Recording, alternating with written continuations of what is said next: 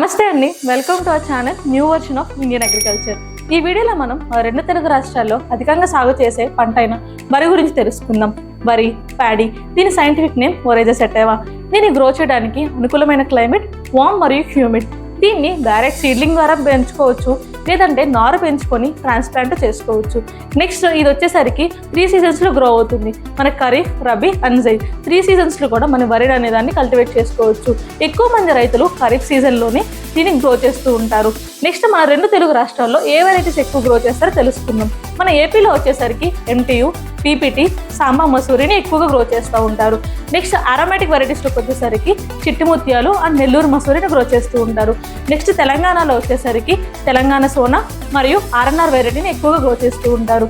మీకు వరి గురించి మరింత సమాచారం కోసం నెక్స్ట్ వీడియోలో తెలుసుకుందాం. ఆల్ ఇండియా వైడ్ మనకి ప్యాడీని ఎన్ని ఎకర్స్లో గ్రో చేస్తున్నారు అండ్ ప్యాడీలో ఎటువంటి టిప్స్ ఫాలో అయితే మనకి అధిక దిగుబడి పొందవచ్చో రానున్న వీడియోలో తెలుసుకుందాం.